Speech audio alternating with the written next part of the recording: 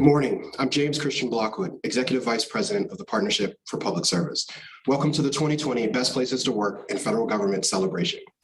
We're glad you could make it today, even if it's your two-dimensional selves. And welcome back to many of you. For those of you unfamiliar with the partnership, we are a nonpartisan, nonprofit organization focused on building a better government.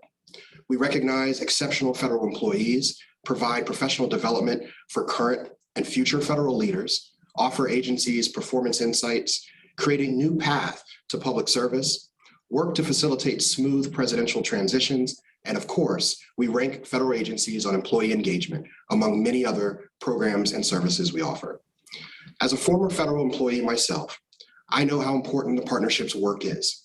Most recently, as a managing director at the Government Accountability Office, I worked with a team of dedicated public servants to ensure the agency's work reflected its mission and remained forward-looking. The partnership prides itself on helping employees tackle big goals like this. I want to thank my colleagues from across the organization who work year-round on the Best Places program. It's been another great effort. Obviously, things are a little different today than they've been in other years. For one, we're not having breakfast. We're not serving lunch for that matter either. And this is the first Best Places where kids and pets are welcome to join, because honestly, they're likely to show up anyway. But the most important elements remain the same. The work you do matters. The last time our president and CEO, Max Stier, spoke at the Best Places to Work breakfast, he said the new decade was sure to bring in new challenges for our country, and that couldn't be any truer. He also said there would be opportunities for government to make a positive and significant impact for the people of our country, and it has. In a really difficult year, we've seen a new level of resilience and resourcefulness among federal leaders and employees who conducted great scientific work on vaccines, supported people in need during the pandemic, and stepped up to serve the public in countless other ways. Our country is grateful, and we thank you for continuing to carry out your mission.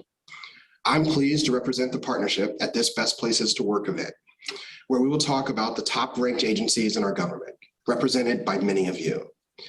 As someone who has served in 4 federal agencies, I know firsthand the challenges the public servants face this past year and why good employee engagement is so critical to a well-functioning government.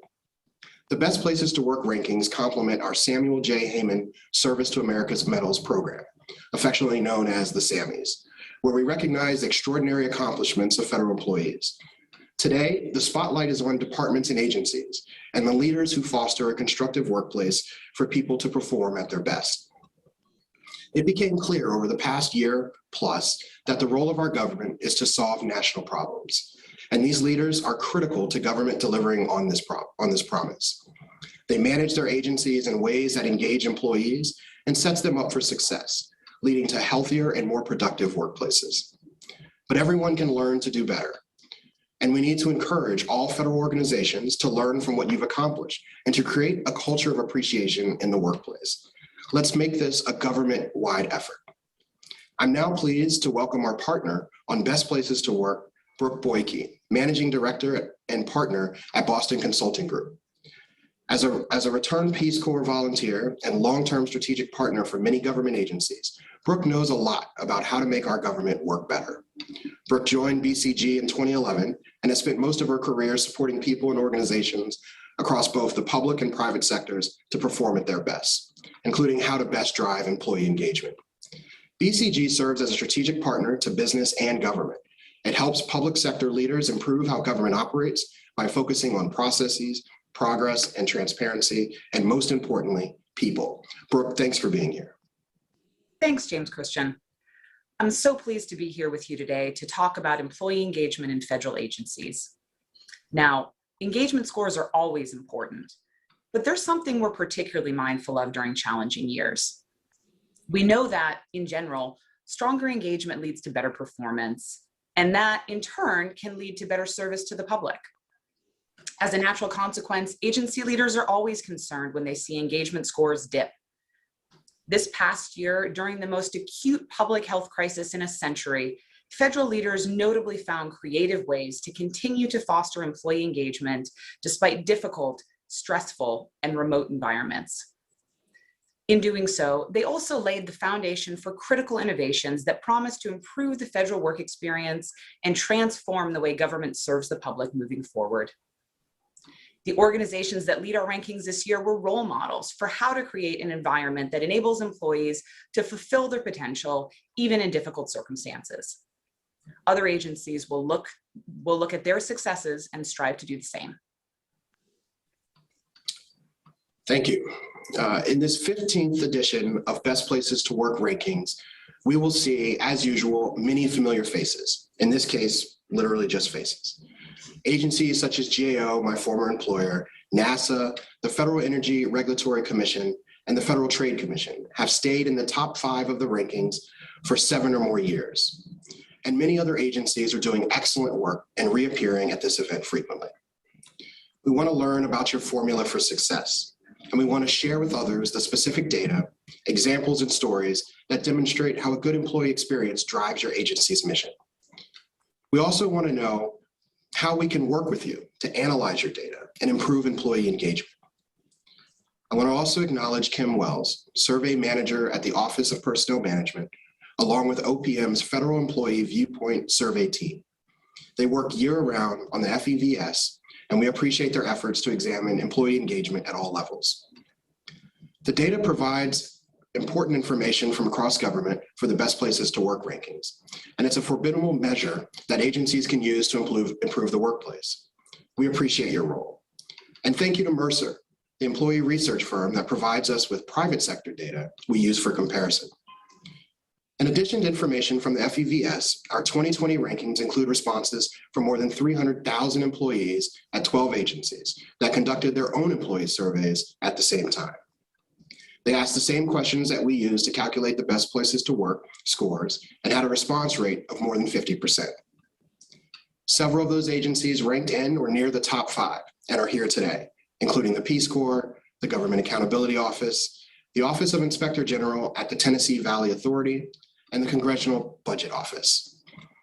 The rankings also incorporate responses from employees at the nation's intelligence agencies, which conducted a similar survey but did not report the number of respondents. And having been in the intelligence community, I did expect that. Now let's take a minute to review findings from the 2020 rankings. Typically, we would have done this in 2020, but last year dealt an interesting hand, and so here we are in 2021. This year, the annual federal survey had questions on a total new subject, COVID-19. The good news is that when the COVID-19 pandemic hit, federal agencies rose to the occasion, despite the disruptions and hardships, posting a score of 86 out of 100 in the corresponding New Places to Work, Best Places to Work COVID-19 category, which measures how much employees feel their organization prioritized their well-being, communicated effectively, provided them with critical work resources, and delivered on their mission during the pandemic. Agencies continue to deliver for their employees so they could keep government working.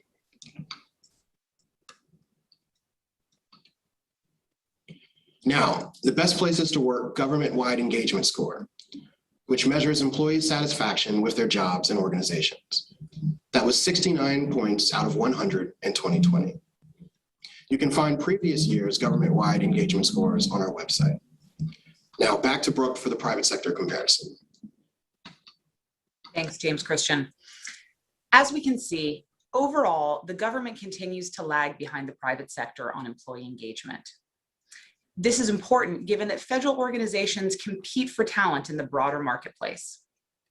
While the government's index score stands at 69%,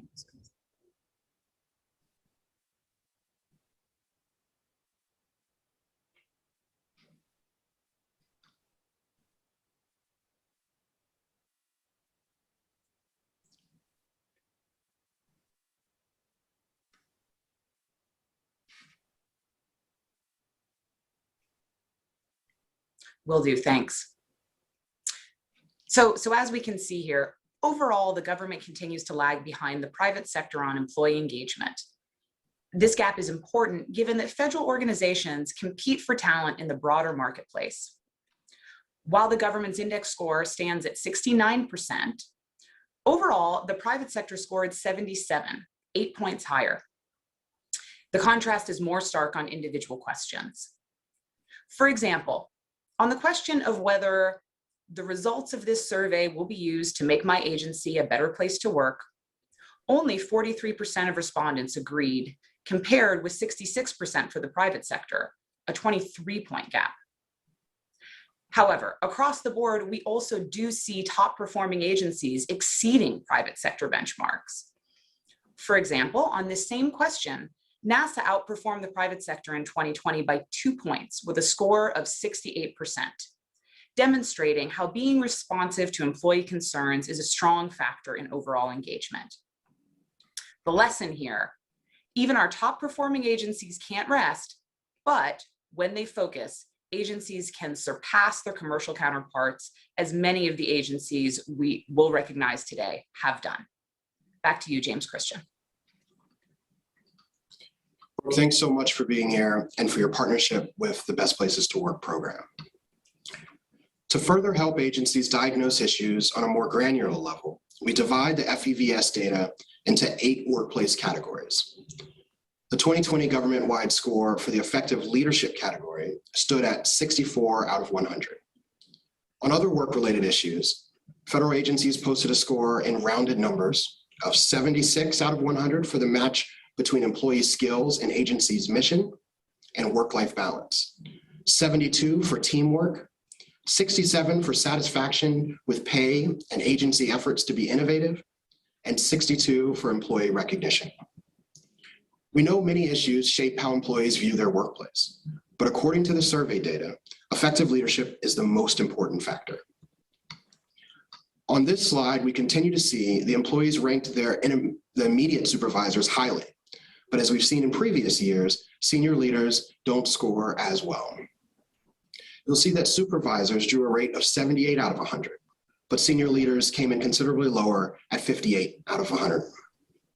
Employees also gave their leaders only a 58 on empowerment, which measures how much employees believe they have a say in the process and decisions that affect their work. Learn more at bestplacestowork.org. You can find all of these results online at bestplacestowork.org, including historical data, results by workplace categories, and profiles on 6 agencies detailing what they've done on employee engagement. Each of these profiles, I'm sure you will find interesting and informative. You can also find resources on turning Best Places to Work data into a plan for change. Please contact the partnership if you want help understanding your agency's results or to consider leadership development opportunities that we offer. Okay, now let's begin the recognition portion of the program. It's time to celebrate your success and recognize the top agency performers for 2020. As we've done in the past, we'll acknowledge the top 5 organizations and the rankings in 4 groupings: subcomponents, and then small, mid-size, and large agencies. This year, there are 411 subcomponents in the rankings. The top 79 all scored 80 or higher. At number 5, with a score of 91, is the Directorate for Biological Sciences with the National Science Foundation. The Directorate for Biological Science supports research to advance understanding of the principles and mechanisms governing life. No small task. Research studies extend across systems that encompass biological molecules, cells, tissues, organs, organisms, populations, communities, and ecosystems. Representing the Directorate for Biological Services today, Dr. Joanne Tornow, Assistant Director at the Directorate for Biological Sciences. Congratulations. At number 4, with a score of 91.3, is the Office of Support Operations within the Security and Exchange Commission. The Office of Support Operations has programs that manage the agency's facilities and assets, processes, requests under the Freedom of Information and Privacy Acts, manages agency records, and maintains the safety and security of all SEC facilities. Congratulations to Olivier Giraud, Deputy Director of the Office of Support Operations at the Securities and Exchange Commission, who is here for the agency. At number 3, with a score of 91.4, is the Bureau of Competition within the Federal Trade Commission. This organization enforces the nation's antitrust laws, promotes the interests of consumers, and supports unfettered markets to lower prices and give the buying public more choices. Here today is Deputy Director Tara Kozlov, representing the Bureau of Competition. Congratulations. And the number 2 spot is the Office of General Counsel within the Federal Energy Regulatory Commission with a score of 94.8. The office advises FERC on legal matters and represents it before the courts, among other important activities. I hear this office attends the Best Places to Work ranking practically every year. So again, congratulations to Deputy General Counsel David Marinoff, who is here for the Office of the General Counsel. The number 1 best place to work among subcomponents is the Office of the Inspector General at the Tennessee Valley Authority with a score of 96.2. This office focuses on helping the TVA improve the efficiency and effectiveness of its operations and save or recover money. And it serves as a deterrent to misconduct and fraud. Improving business processes and governance functions and protecting critical infrastructure are just a few of its accomplishments. Well done, and welcome to Senior Auditor Lucas Cotter, who is here on behalf of his office. Congratulations on your award. And I do have a question for you. The Tennessee Valley Authority has been among the top ranked subcomponents in government for years. What new activities have you pursued as you've tried to support employees during these unique circumstances? Thanks, James Christian. TVA OIG's strong telework program in place prior to the pandemic and our ongoing emphasis on effective communications and trusting relationships put us in a position to maintain continuity despite the challenges that arose during the last year. In addition, our office made a conscious effort to ensure everyone felt connected while working virtually. Managers shifted processes to enable strong communication and engagement within individual groups.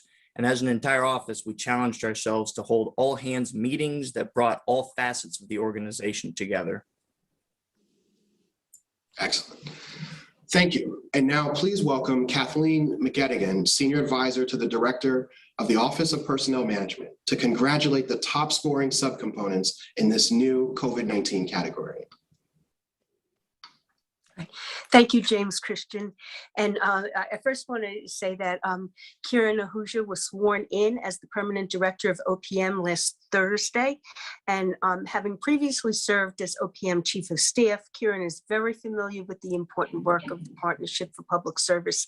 And she asked me to share her well wishes on this important occasion. So first, let me thank everyone here and all federal employees for your service. As you know, this year, federal employees demonstrated remarkable resilience during a time of unprecedented hardship. This was a year like no other, with federal agencies having to learn simultaneously and on the fly how to work remotely or how to work safely on the front lines to deliver services and keep our government running. In a very tough year, one silver lining is how well agencies responded in a crisis. The federal workforce maintained a high standard of work quality, commitment to agency goals, and connection to their colleagues, despite disruption to the traditional ways in which work is conducted. The OPM FEVS survey asked employees how their agencies did, and the response government-wide was encouraging, a score of 86.1 points overall. The responses included employee opinions on whether federal agencies supported their physical and mental well-being, whether they received the resources they needed to do their work, whether their agencies were continuing to carry out their missions during the crisis, and whether their leaders were communicating effectively and prioritizing their welfare. The responses suggest that employees felt their leaders understood their needs and challenges during a difficult time and supported them with new and innovative ways to work, including flexibility in when and how they worked, technology to perform their jobs remotely, and new ways to collaborate as an organization. Many groups scored well in the new COVID-19 category that was added to the OPM FEVS as a result of the pandemic. And I'm pleased to announce the top scoring subcomponent is the Office of the General Counsel at the Federal Energy Regulatory Commission with a score of 97.8, which is remarkable. So let me just say, we sincerely hope that we'll never have to award any agency for this category again. And if that's the case, the Office of the General Counsel will hold the record of top spot for all time. So congratulations, and please share your success strategies with your colleagues across government. And I'll turn it back to you now, James Christian. Thank you so much. And next we have the awards for the group of 29 top small agencies. But first, let's recognize the top ranked small agency in the new COVID category. And that is the Farm Credit Administration with a score of 97.2. Now that is a score to be proud of. Perhaps that is what helped this organization land among the top 5 small agencies, because the Farm Credit Administration is also the 5th ranked small agency with a score of 86. The agency was created in 1933 under Franklin Roosevelt to ensure a safe and dependable source of credit and related services to eligible individuals in agriculture and rural America. I'm pleased to recognize the chairman of the board, Glenn Smith, who is representing the Farm Credit Administration today. Congratulations. And number 4 is the Pension Benefit Guaranty Corporation with a score of 86.1. The PBGC protects the retirement benefits of more than 34 million workers and retirees under 2 separate insurance programs, receiving no funds from general tax revenues. Congratulations to PBGC and the director, Gordon Hartogenis, who is attending today. The agency ranked number 3 is the U.S. International Trade Commission with a score of 86.4. This quasi-judicial agency has broad investigative responsibilities on trade matters, including trademark infringement by companies overseas. Among its many important duties, the Commission provides the President, the U.S. Trade Representative, and the Congress with independent analysis, information, and support on international trade. Here today for the U.S. International Trade Commission is Stephen McLaughlin, Chief Administrative Officer in the Office of Administrative Services. And at number 2 is the Office of Special Counsel with a score of 86.5. This federal investigative and prosecutorial agency has a mission to safeguard the merit system by protecting federal employees and applicants from prohibited personnel practices, especially reprisal for whistleblowing. Congratulations to Bruce Gipe, Chief Operating Officer here for the Office of Special Counsel. And now, the best place to work among small agencies, the Congressional Budget Office, with a score of 92.8. For more than 45 years, the nonpartisan CBO has produced independent analysis of budgetary and economic issues to support the congressional budget process. Each year, the agency's economists and budget analysts produce dozens of reports and hundreds of cost estimates for proposed legislation. Congratulations to CBO, represented today by Dr. Philip Swagel, Director of the Congressional Budget Office. And now a question for you. What are 1 or 2 activities CBO has been doing over the last several years that have made the difference in creating a culture of engagement? Thank you so much. CBO is mission oriented. The agency provides objective, nonpartisan information to the Congress, and staying focused on our mission. It both helps us recruit talented people who want to make a contribution. It also helps us build a culture that encourages everyone to learn, to innovate, and improve. And that includes as we worked remotely over the past year. And our priority during the pandemic has been to support the Congress while keeping CBO healthy and together. Those are the 2 things I would say: focusing on the mission, supporting the Congress, keeping the agency healthy and together. And thanks to everyone here at CBO for meeting our mission in this extraordinary year. Excellent. 2 things we should all keep in mind. Before we move to this next category, we have a few messages to share from agency leadership to commend you all for all your hard work. As America's Solutions Department, the Department of Energy works to solve our nation's toughest problems, from the climate crisis to nuclear security.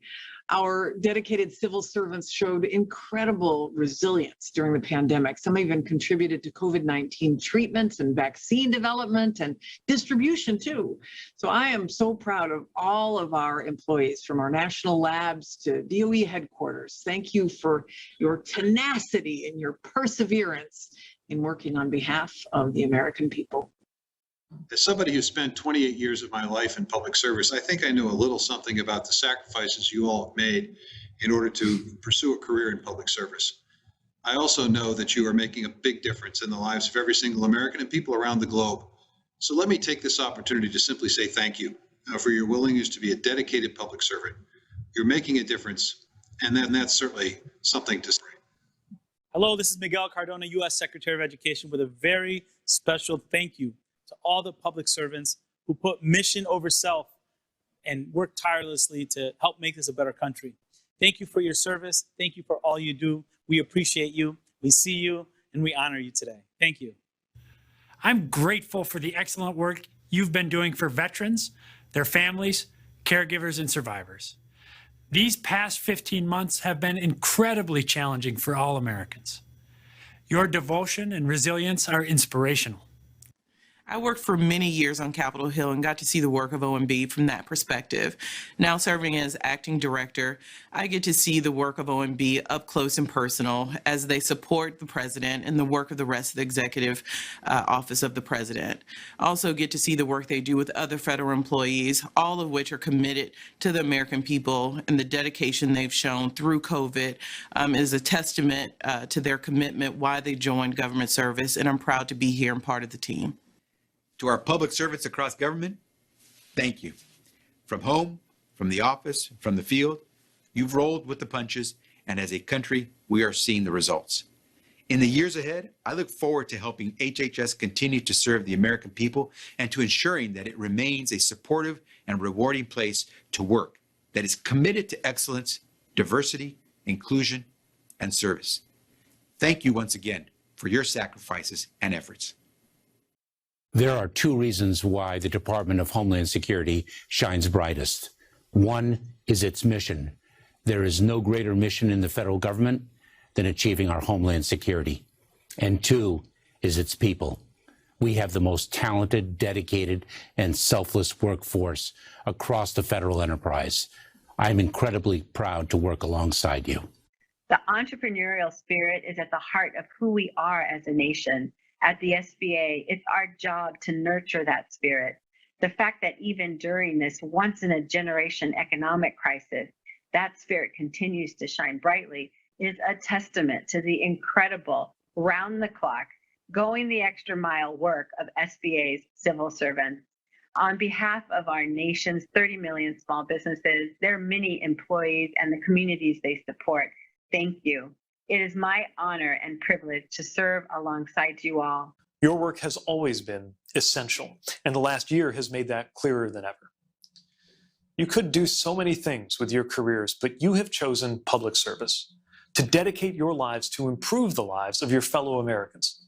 That's something to honor and to celebrate. Now is one of the most important and compelling moments ever to be in public service as we work to rebuild together in this country.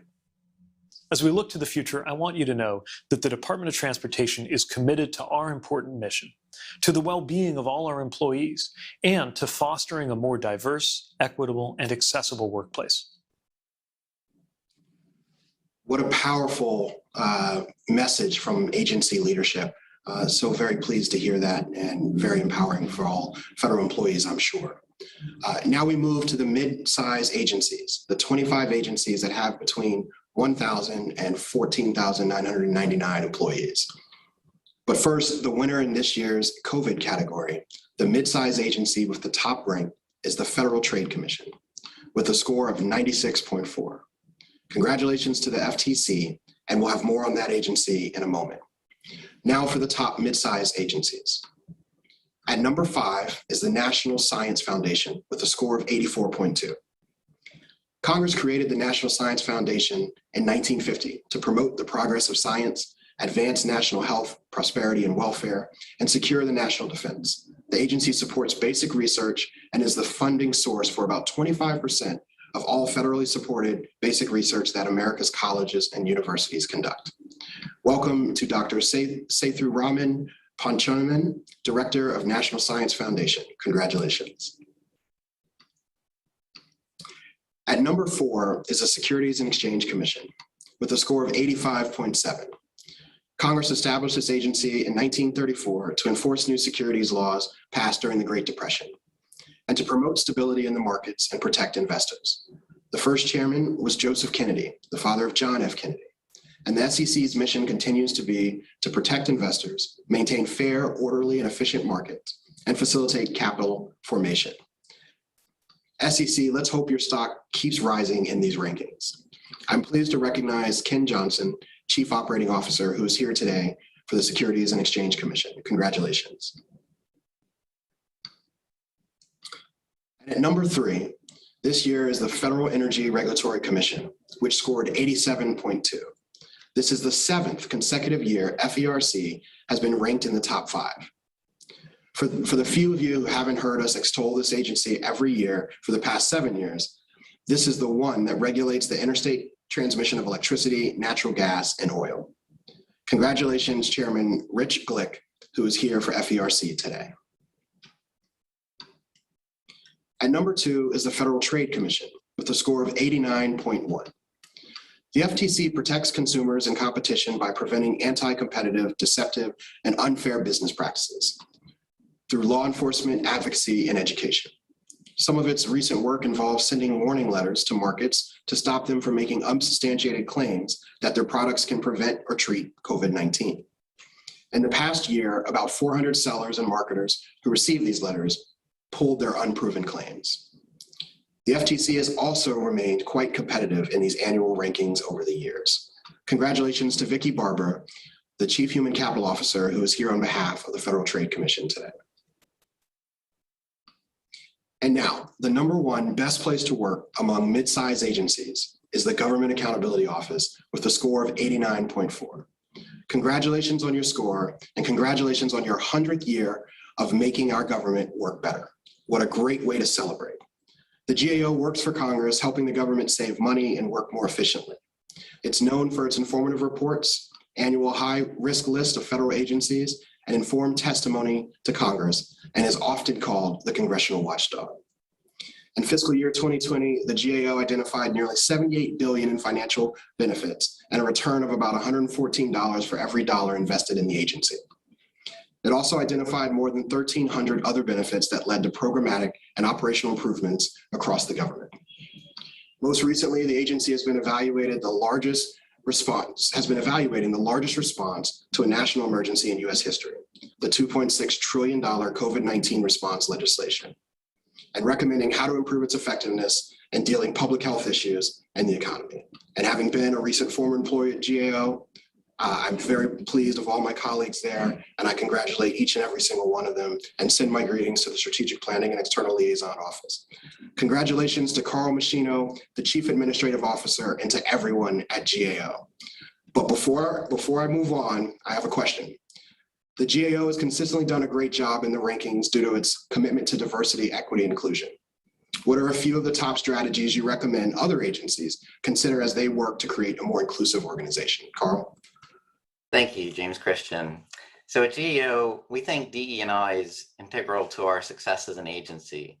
We think it is important to have a workforce representative of the diversity of our country, and we are committed to promoting a supportive workplace where every employee is valued, respected, and treated fairly.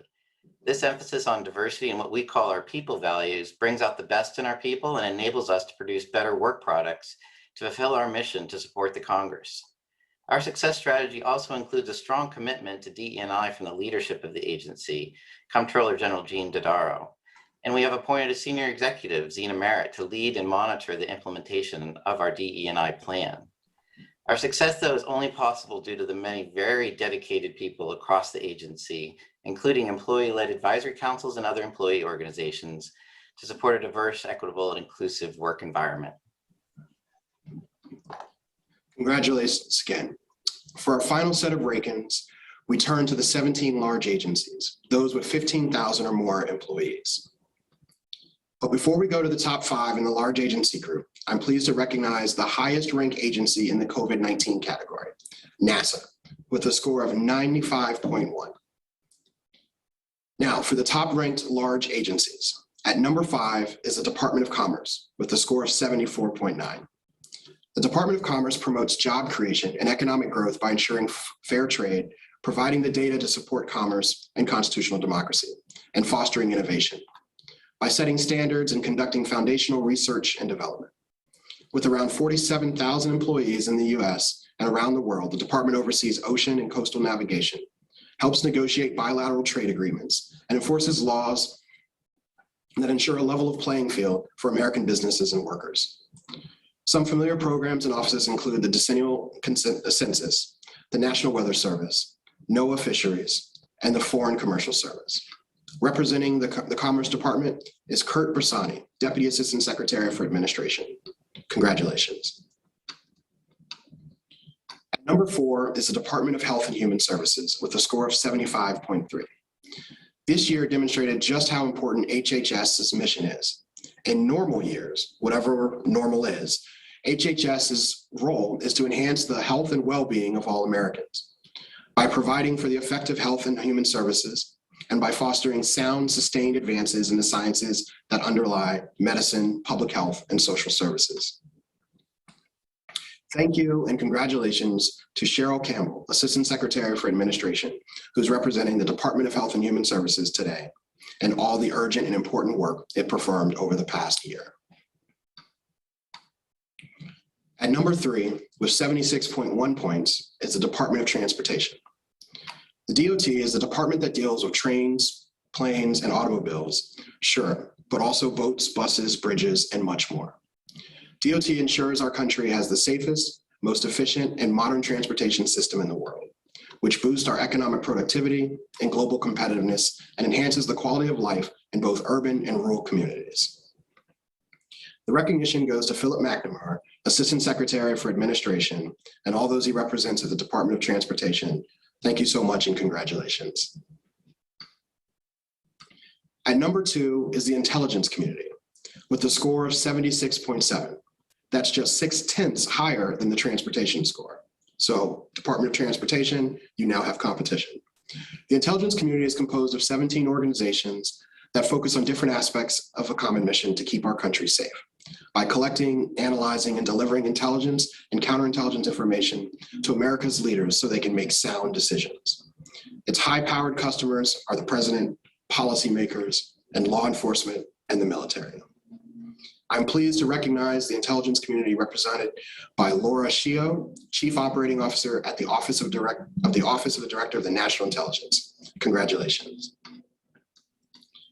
And for the 9th year in a row, the number 1 best place to work for the large agency group is NASA with a score of 86.6. The agency score, as usual, is in the stratosphere. We're pleased once again to commend NASA and delighted to welcome Administrator Bill Nelson, former astronaut, and most recently in his role as Senator Bill Nelson, the ranking member of the Senate Commerce, Science, and Transportation Committee, and the leading space program advocate in Congress. He's been quite a force for the space program, and I guess that makes him a Space Force. Welcome, Administrator Nelson.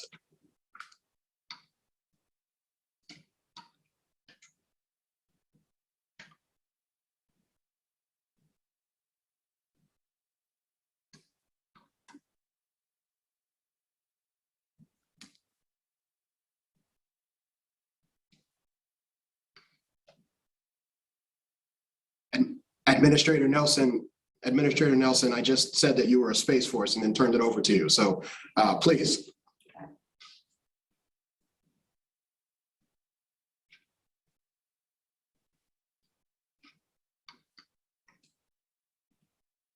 Okay. It appears we're dealing with a few technical difficulties as we try to get Administrator Nelson so that we can hear and for all of you to hear his remarks. Again, what I will do is just congratulate NASA one final time. It is, again, the 9th year in a row that they're the number 1 best place to work So much goes into what NASA does to make that a possibility, starting from the leadership of the organization, moving into employee engagement. Again, congratulations to all those at NASA. Administrator Nelson, I will try one last time to see if we can reach you, and then we'll share a few additional remarks for our audience today. Administrator Nelson. All right. Can you hear us? Yes. Am I through? Yes. Testing 1, 2, 3, 4. Okay. Look. Well, I want to say, let me introduce you to some folks that are representative of this workforce. And it, of course, is the workforce, the employees, the people that make this honor possible. I have with us today Dr. Kartik Sheth, Richard Mann, and Lakeisha Douglas. And they are representative of a workforce that loves their jobs. And when you have that condition, you know, it's not work, it's a joy. And I think that is what causes NASA to consistently to come in as a place with high morale, with a can-do spirit. And of course, we try many times, as you've seen on some of these spectacular things, science, aeronautics, space, the spectacular almost becomes ordinary. But that's what keeps this agency motivated. And it's an extraordinary honor for us to have the privilege of accepting this honor again and to be a part of the government of the United States and to represent our country as we push the edge of the envelope for new frontiers. Let me just say that it was very evident to me as I visited one of our space centers last Friday. I met a lot of the employees, and to a person, they were exceptionally motivated, exceptionally enthusiastic about their work. And I think that is what I am now privileged to be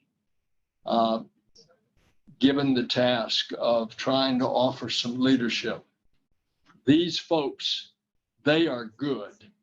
And we do thank you for this distinctive honor that you have given our employees. Congratulations to all of you. Again, and now just a few final thoughts before we conclude our Best Places to Work awards. Thank you all for being game to join us virtually.